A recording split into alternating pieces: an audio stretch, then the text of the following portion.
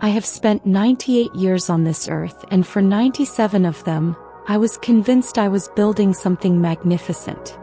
I lived with a sense of urgency that felt like a virtue, a constant internal hum that told me if I just moved faster, worked harder, and planned better, I would eventually arrive at a place of permanent peace. But sitting here now, in this chair that has become my entire world, I look back and see a ghost. I see a woman who was physically present in thousands of rooms but whose mind was always 3 steps ahead, out the door and halfway down the next street. I didn't live a life, I managed a life. I curated an existence. And the realization of that waste didn't hit me like a lightning bolt or some grand cinematic revelation. It happened on a Tuesday while I was watching a single dust mote dance in a beam of afternoon sun. In that silence, I realized that I had spent my decades waiting for the real part of my life to begin. I treated my youth as a rehearsal for my middle age, and my middle age as a preparation for a retirement that I thought would be the reward for all that frantic striving. I was always holding my breath, waiting for the next milestone, the next promotion, the next house, the next decade. I told myself that once the kids were grown, I would finally breathe. Once the mortgage was paid, I would finally look at the stars. Once I reached a certain level of security, I would allow myself to simply be. But the horizon is a cruel master. The closer you get, the further it recedes. I spent 98 years chasing a horizon that never existed, and in the process, I stepped over every flower, every quiet smile, and every moment of genuine connection because they weren't efficient. Efficiency is the poison of the soul.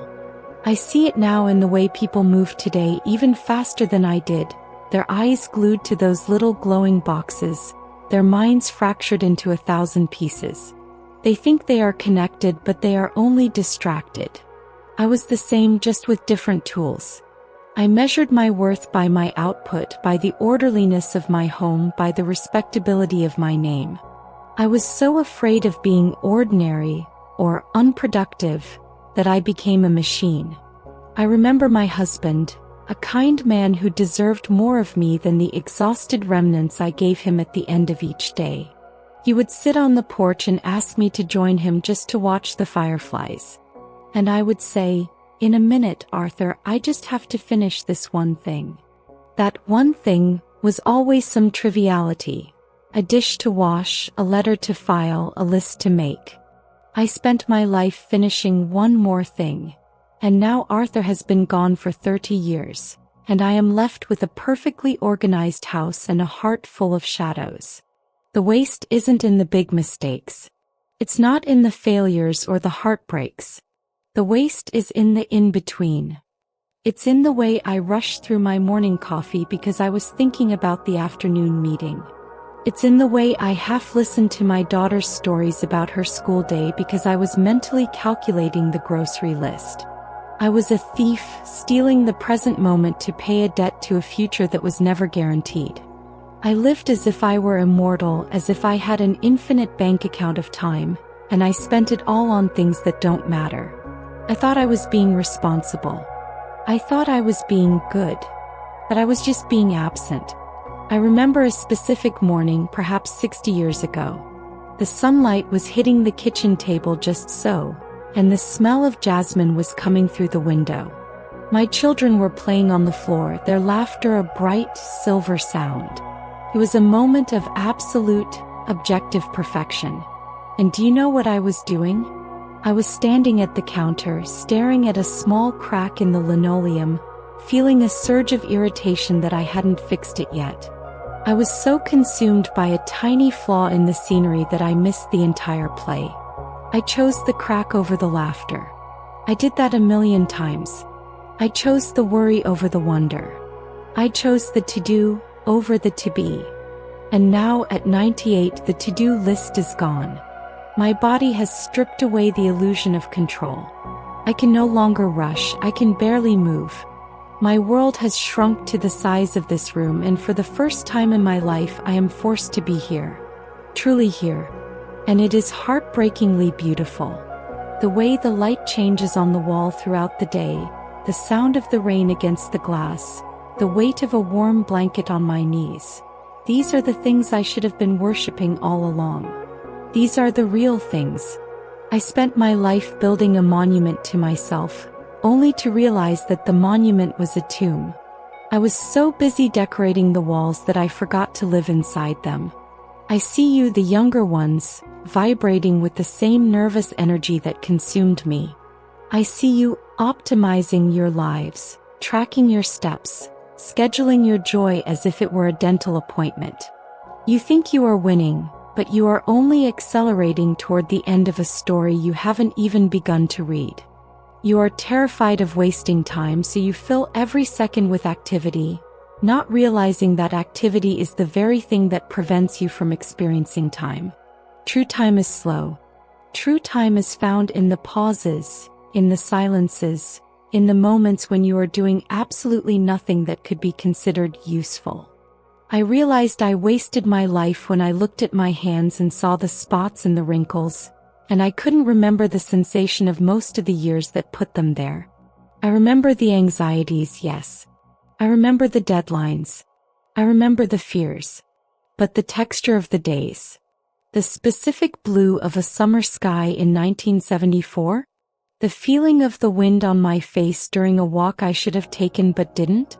Those are gone. I traded the gold of the present for the lead of someday. If I could reach through this screen and grab you by the shoulders, I would tell you to stop. Just stop. Stop the striving.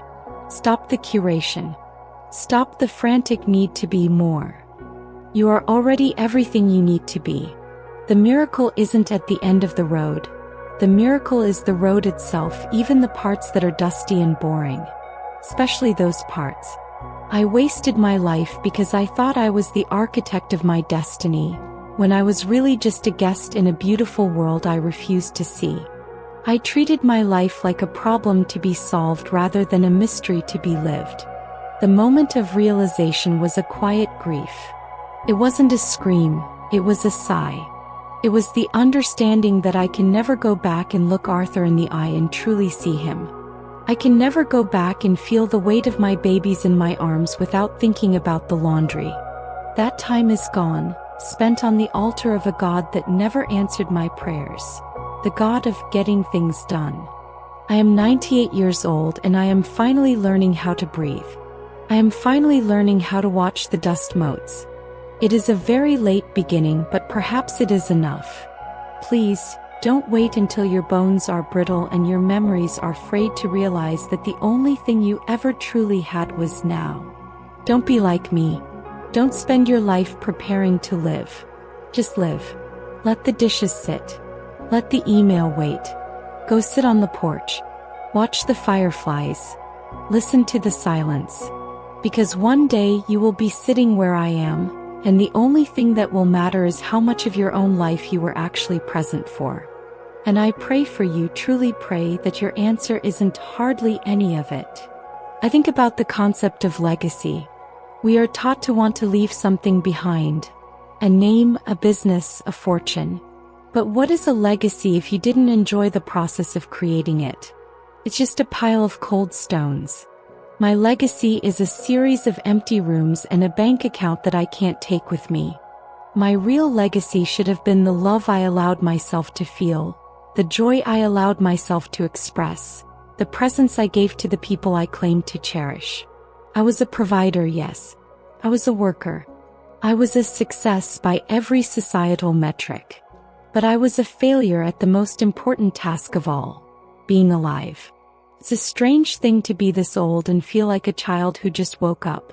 Everything is new because I'm finally looking at it. I notice the pattern of the wood grain on my side table.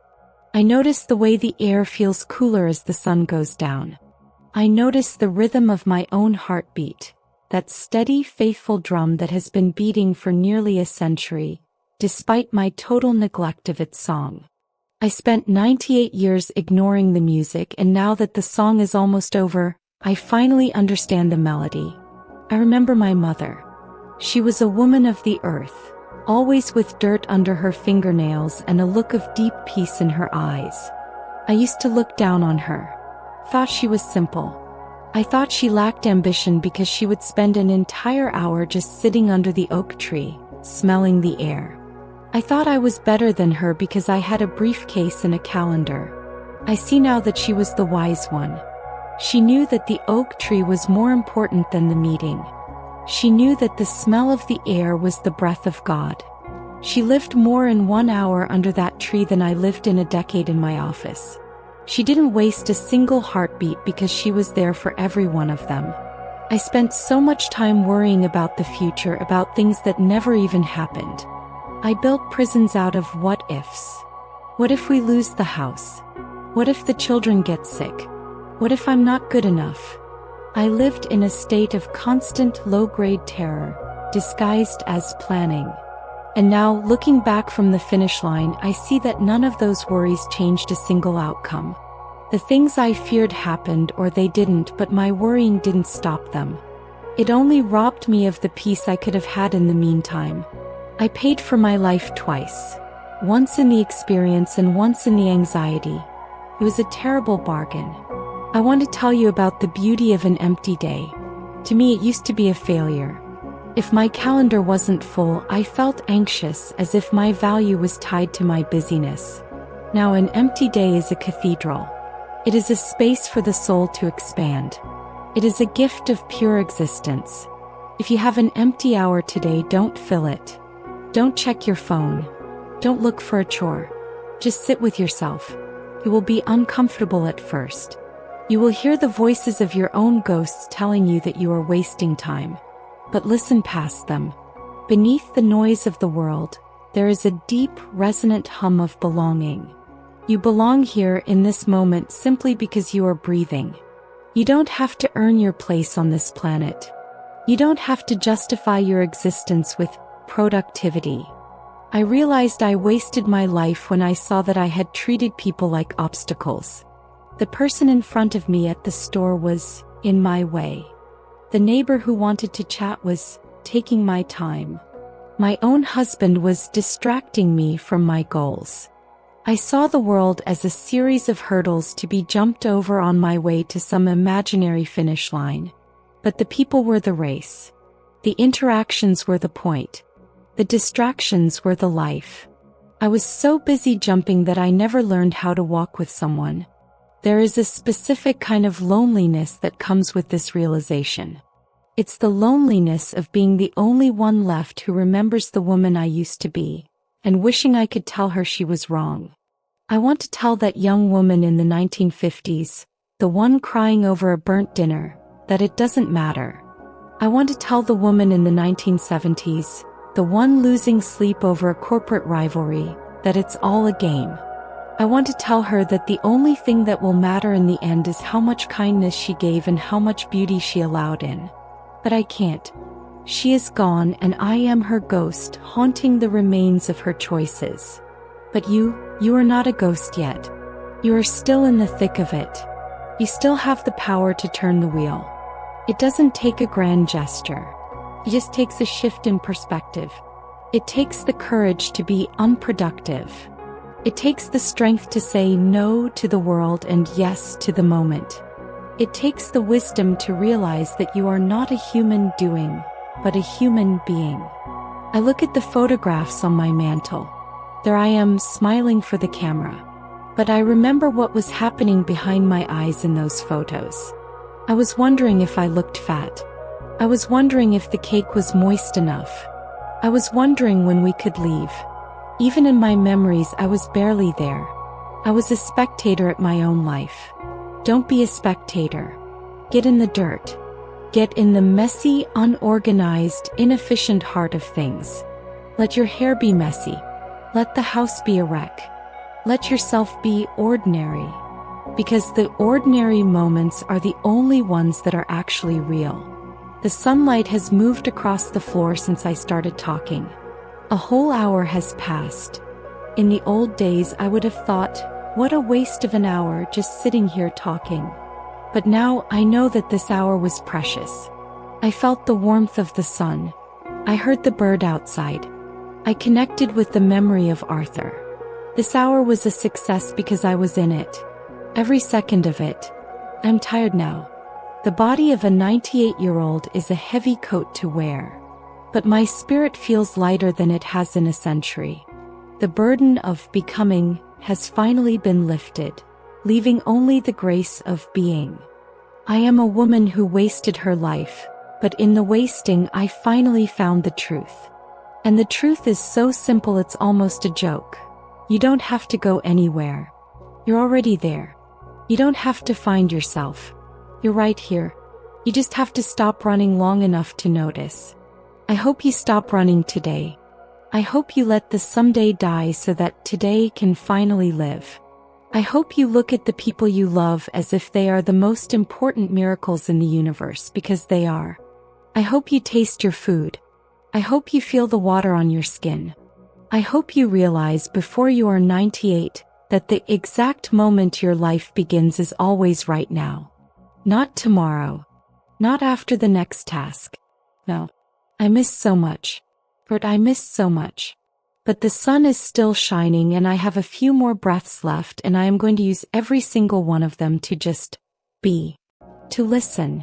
To love the silence.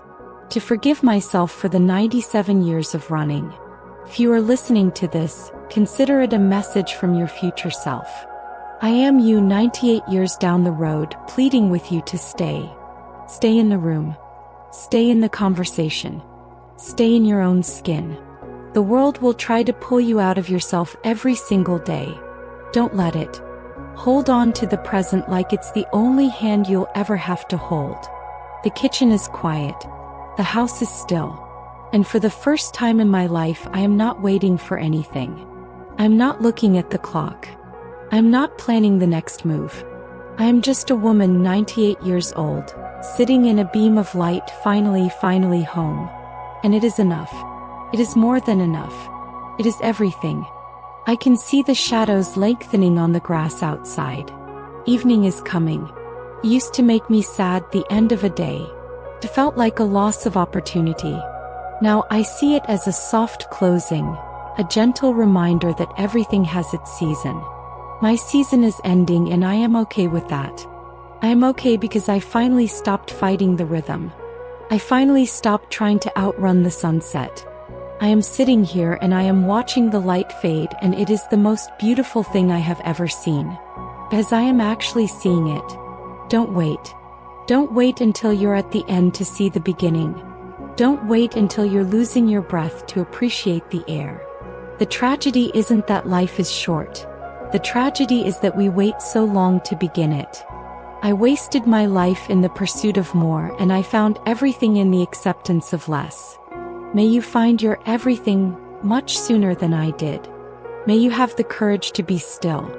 May you have the grace to be present. And may you never ever have to sit where I am and wonder where all the years went. Because you were there for every single one of them. Good night, my dear. And thank you for staying with me for a while.